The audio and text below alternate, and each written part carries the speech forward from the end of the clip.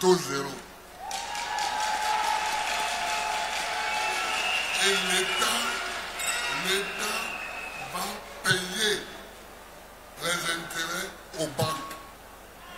C'est ce que je voulais vous dire, madame. Merci, Président.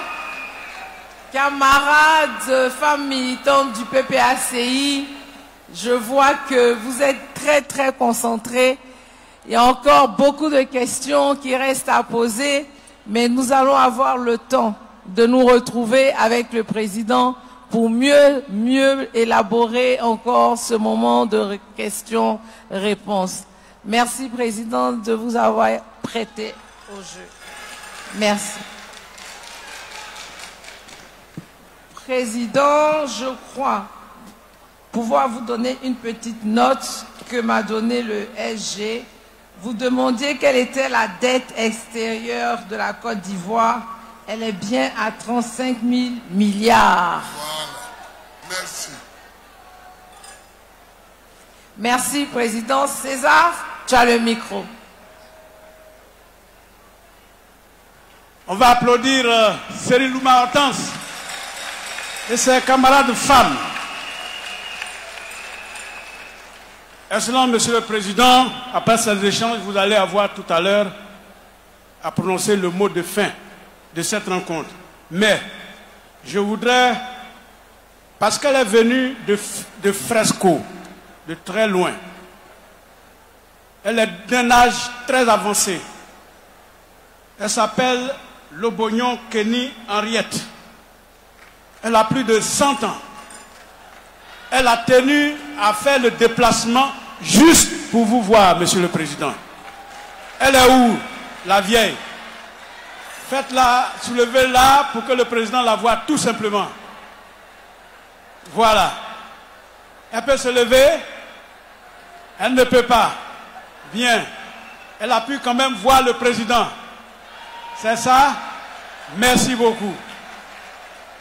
Voilà. Grand-maman, le Président t'a vu. Dites-lui ça. Elle est en train de sourire comme elle n'a jamais souri. Merci beaucoup. Merci d'être venue. Dans cette salle, elle a été invitée et elle est venue. Elle s'appelle Puchéry Edith Balé. C'est la présidente de Alternative Citoyenne. Puchéry Balé, merci d'être là. Voilà, lève-toi pour que le président te salue. Merci. Dans cette salle, nous avons la ministre Geneviève Brogrébé, ancienne présidente des Femmes Patriotes. Voilà. Elle est partie? D'accord. Dites-lui qu'elle a été présentée. Excellent, Monsieur le Président. La parole vous revient pour prononcer le mot de fin de cette rencontre avec les femmes ivoiriennes. Chères sœurs, chers camarades, chers amis, je vous remercie d'être venus si nombreuses à mon invitation pour avoir ces échanges.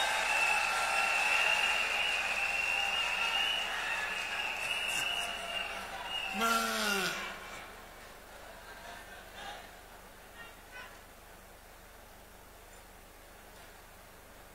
je dis déjà que j'ai pris déjà des engagements. J'ai pris déjà des engagements avec toute la Côte d'Ivoire et avec vous.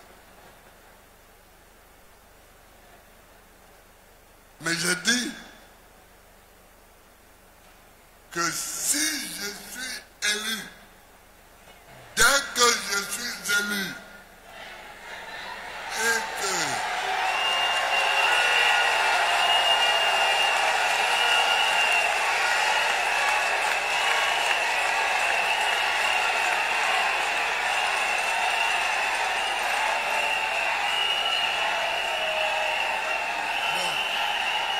je serai élu,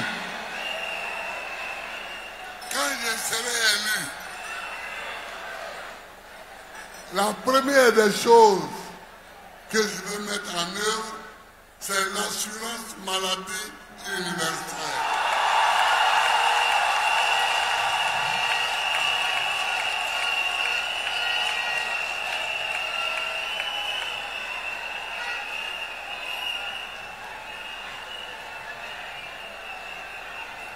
Parce que l'assurance maladie, c'est la gardienne de la vie. C'est la gardienne de la vie.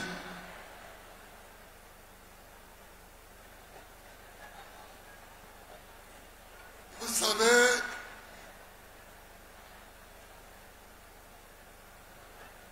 on s'assure.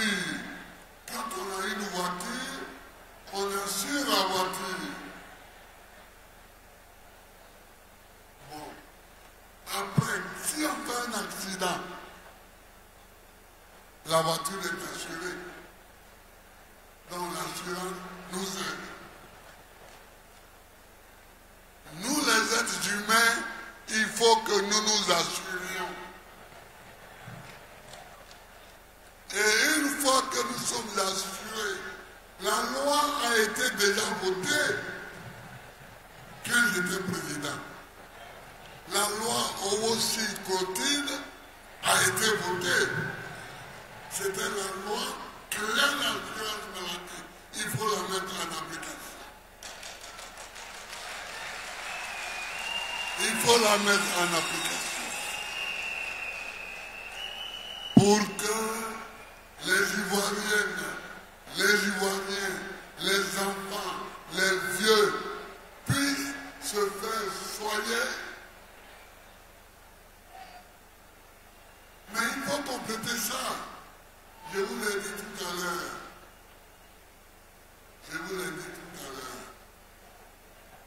Il faut créer dans chaque région une université et son corollaire, un CHU.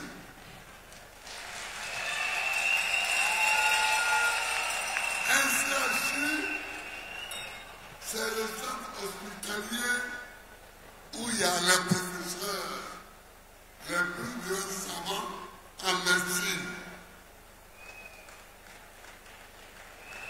S'ils sont dans un centre, dans une ville, eh bien, tout l'entourage de cette ville se porte mieux.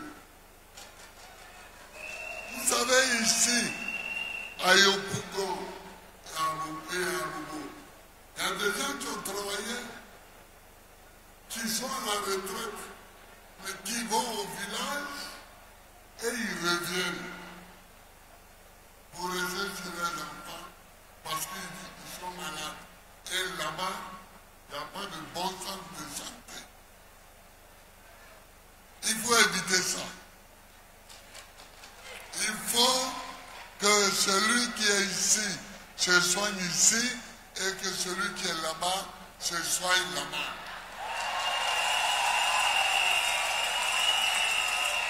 En mettant à sa disposition de bons professeurs, de bons médicaments et de bonnes machines pour faire les diagnostics. Ça, je vous le promets. Je vous le promets. Alors, c'est tout ça que je dis. L'école. L'école. Il faut mettre les filles à l'école. Il faut mettre les filles à l'école. Il faut que Sénélouma et sa ligue fassent le tour des villages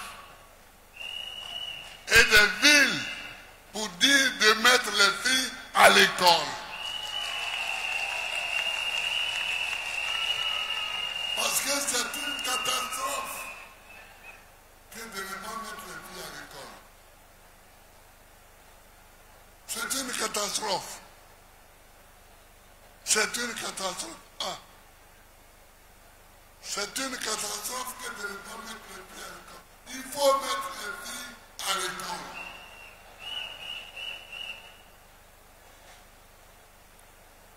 Et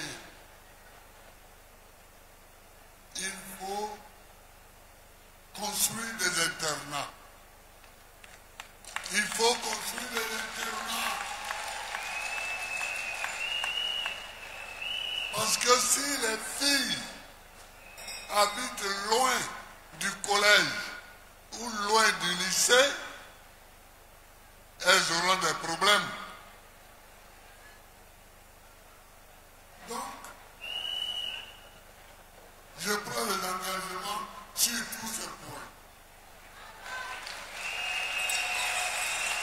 Mais si moi, je prends des engagements vis-à-vis de vous, il faut que vous aussi, vous en preniez vis-à-vis de moi. Êtes-vous prêtes à être mes messagers?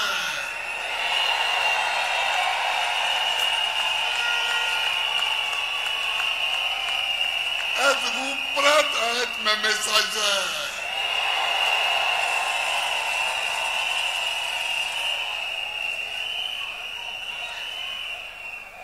Il faut qu'en partant d'ici, vous alliez chez vous et que vous leur disiez, Gbagbo nous a promis que quand il va être élu,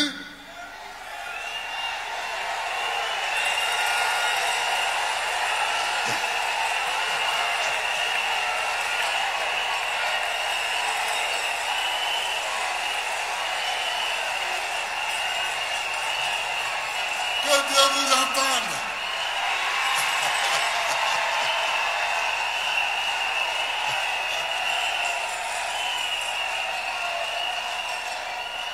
Donc, il faut que vous disiez, partout où vous passez, partout où vous êtes, que Gbagbo dit que quand il va être élu,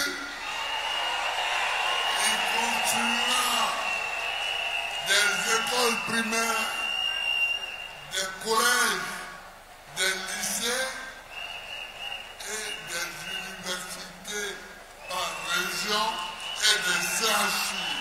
Êtes-vous prêts à être mes messagers?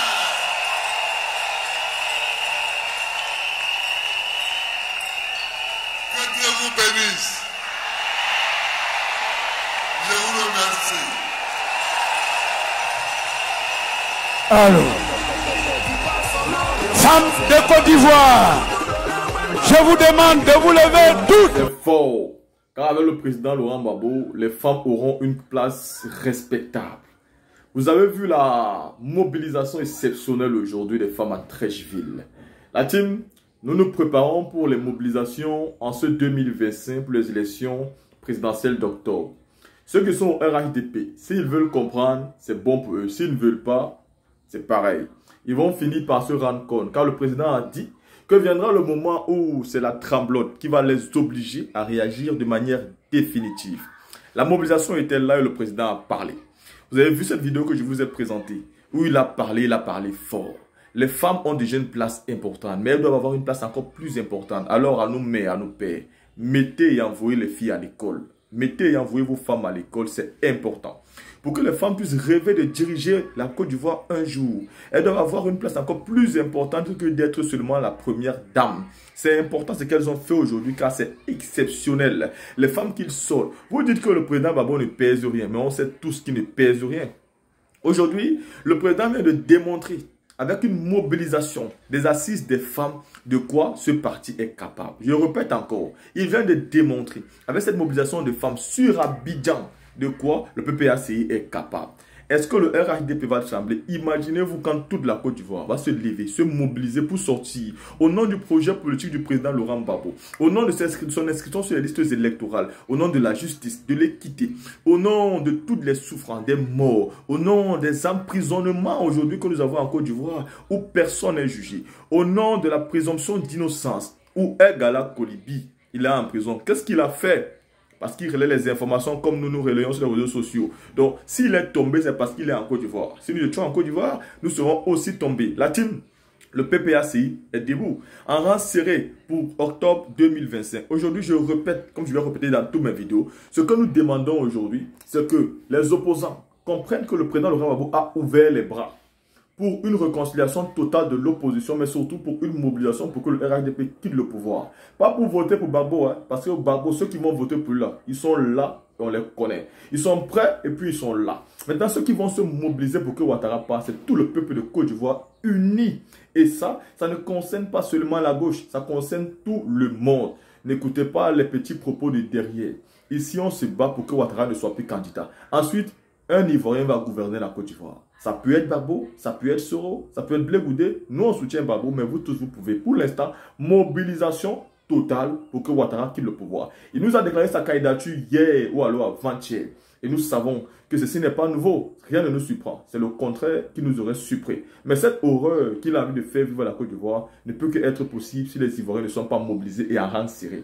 La team, vous avez écouté le discours du président Laurent Gbagbo. Dites-moi ce que vous pensez. C'est un homme digne qui n'a pas changé. Le cerveau est resté. L'historien a parlé.